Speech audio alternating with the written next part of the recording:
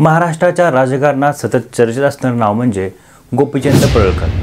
प्रत्येक 4-8 दिवसात पवार घराण्यावर टीका असो, धनगर आरक्षणाचा मुद्दा असो किंवा वादग्रस्त वक्तव्य असो, कोणत्या ना कोणत्या कारणाने पडळकर हे सगळीकडे ट्रेंडिंगमध्ये असलेले आपणाला दिसतात। नेता, अभिनेता आणि आमदार असा रंजक प्रवास गोपीचंद पडळकर यांचा राहिला आहे आणि त्यांचा तो संपूर्ण प्रवास आपण या व्हिडिओच्या माध्यमातून जाणून घेण्याचा प्रयत्न करणार आहोत। आटपाडी तालुक्यातील पडळकरवाडी या छोट्याशा गावामध्ये गोपीचंद पडळकर यांचा जन्म झाला। गोपीचंद यांची घरची परिस्थिती ही बेताचीच होती।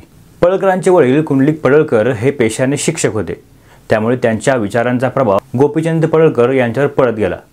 पडळकर हे अवघे 8 ते 10 वर्षाचे असताना त्यांच्या वडिलांचं दीर्घ आजाराने निधन झालं आणि त्यांच्या आईने स्वतःच्या कुटुंबाची जबाबदारी घेत मोलमजुरी करून आपलं कुटुंब पुढे चालवलं। गोपीचंद पडळकर यांचे बंधू ब्रह्मानंद पडळकर हे गलाई कामासाठी परराज्यात गेले।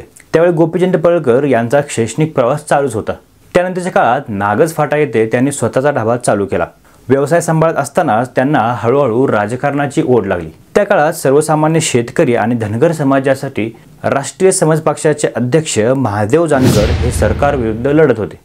अशातच त्यांची छाप गोपीचंद पडळकर यांच्यावर पडली आणि अगदी लहान वयात असताना पडळकरांनी राष्ट्रीय समाज पक्षातून आपल्या राजकीय जीवन प्रवासाला सुरुवात केली।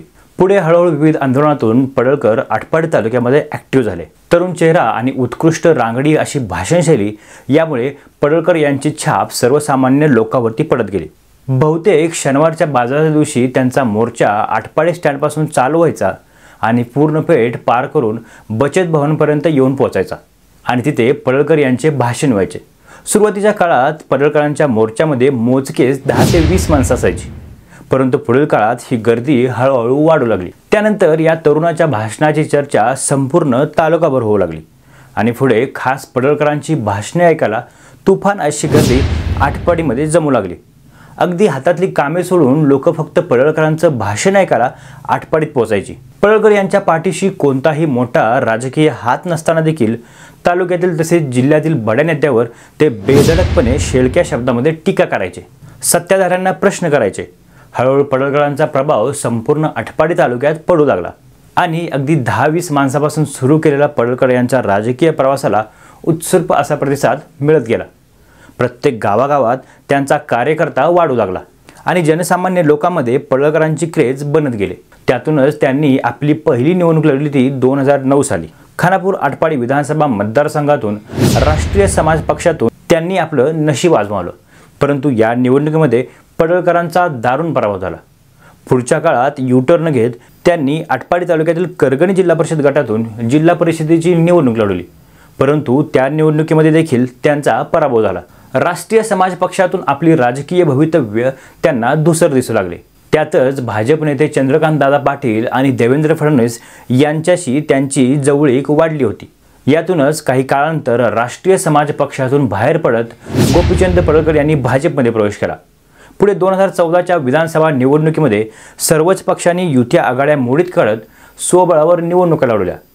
त्यावेळी पुन्हा एकदा खानापूर आटपाडी विधानसभा मतदारसंघातून भाजपच्या तिकिटावर गोपीचंद पडळकर हे मैदानात उतरले, परंतु या निवडणुकीमध्ये देखील त्यांचा पराभव झाला। त्यांनी या निवडणुकीमध्ये जवळपास 44,000 मते मिळाली। पडळकरांचे सलग पराभव होत गेले, परंतु याउलट त्यांची क्रेज वाढतच गेली। भाजपमध्ये गेल्यावरती त्यांचे राजकीय वजन हळूहळू वाढत गेले। तालुकापुरते मर्यादित असणारा हा चेहरा हळूहळू राज्यभर पसरला। पुढे धनगरांना आरक्षण मिळावे यासाठी त्यांनी आंदोलनाला सुरुवात केली। उत्तमराव जानकर यांच्या साथीने पडळकरांनी संपूर्ण राज्यभर दौरे चालू केले आणि धनगर समाजाला आरक्षण मिळावे यासाठी भाजपाविरुद्ध त्यांनी आपले आंदोलन चालू केले। राज्यभर जागोजागी त्यांनी धनगर समाजाला सोबत घेऊन मोर्चे काढले। भारतीय जनता पार्टीने धनगर समाजाची फसवणूक केली आहे असे आरोप त्यांनी त्यावेळी भाजपवरती केले आणि तेव्हापासूनच भाजपपासून दुरावले गेले आणि स्वबळावर ते संपूर्ण राज्यभर फिरू लागले। नंतरच्या काळात 2019च्या लोकसभा निवडणुकीमध्ये सर्वांना धक्का देत त्यांनी वंचित बहुजन आघाडीत प्रवेश केला आणि सांगली लोकसभेची निवडणूक लढवली। या निवडणुकीला सामोरं जात असताना गोपीचंद पडळकर यांनी संपूर्ण जिल्हा पिंजून काढला, परंतु या निवडणुकीमध्ये देखील पडळकरांना पराभवाचे तोंड पाहावे लागले।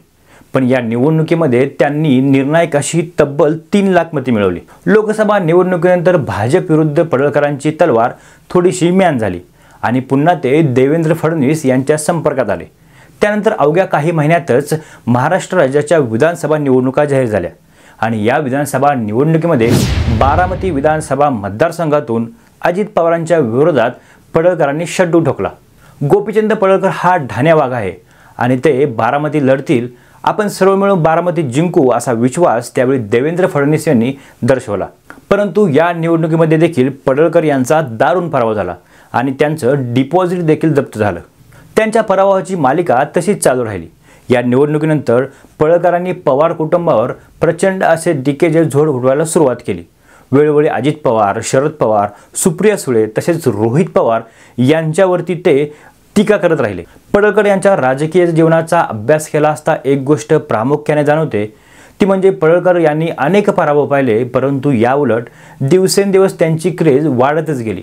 आजही ते राज्यात कुठे जरी गेले तर प्रचंड लोक त्यांची भाषणे ऐकण्यासाठी येतात। कोणतीही राजकीय पार्श्वभूमी नसताना देखील स्वकर्तृत्व आणि स्वतःच्या हिमतीवर पडळकरांनी आपले राजकीय वर्चस्व वाढवले आणि ते भाजपचे फायर ब्रँड चेहरा बनले। उत्कृष्ट आणि बेधडक भाषणशैली हीच पडळकरांची खरी ताकद होती आणि अजून देखील ती ताकद त्यांनी टिकवून ठेवली आहे। त्यांची भाषणे अजून पण सर्वसामान्य मतदारांना भुरळ घालतात।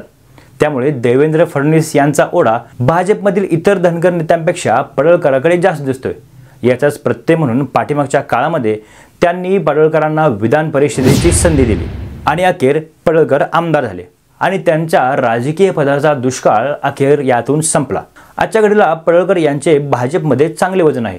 त्यांचे राजकीय गुरु महादेव जानकर तसेच भाजपमधील धनगर समाजाचे आमदार व माजी मंत्री राम शिंदे यांना ते ओव्हरटेक करून लांब पुढे गेले आहेत। मोठमोठ्या नेत्यांमध्ये त्यांचा वावर वाढला आहे। महाराष्ट्राचे उपमुख्यमंत्री देवेंद्र फडणवीस यांचे ते अगदी विश्वासू आणि जवळचे आहेत। त्यामुळे येत्या काही काळात त्यांना मंत्रिपदाची संधी देखील मिळू शकते। सतत पवार घराण्यावर टीका, धनगर आरक्षणावरून बदललेली आपली भूमिका, सततची वादग्रस्त वक्तव्य आणि सध्या मराठा आरक्षणासंदर्भातली भूमिका यामुळे पडळकरांवर सतत वेगवेगळे आरोप झाले। पाठीमागच्या काही दिवसापूर्वी त्यांच्यावर चप्पल फेकीसारखे सुद्धा प्रकार घडले। परंतु सतत चर्चेत राहणे हा त्यांचा कदाचित राजकीय एजेंडाच आहे। हा सर्व भाग बाजूला ठेवला तर कोणताही राजकीय वारसा नसताना सर्वसामान्य व्यक्ती स्वतःच्या हिमतीवर कुठेपर्यंत पोहोचू शकतो हे पडळकरांनी सर्वांना दाखवून दिलं आहे। तसेच कोणालाही न भिता पडळकरवाडीपासून सुरू झालेला त्यांचा राजकीय प्रवास विधान परिषदेपर्यंत येऊन पोहोचला आहे आणि येत्या काळात अजून असाच पुढे जाऊ शकतो। येणाऱ्या लोकसभा निवडणुकीमध्ये देखील पडळकर हे भाजपचे फायर ब्रँड प्रचारक म्हणून असतील। प्रत्येक सभा ते आपल्या रांगडी भाषेतून गाजतील हे नक्की आहे। गोपीचंद पडळकर यांचा हा राजकीय जीवन प्रवास आपणाला कसा वाटला हे आपण आम्हाला नक्की कळवा। तोपर्यंत धन्यवाद।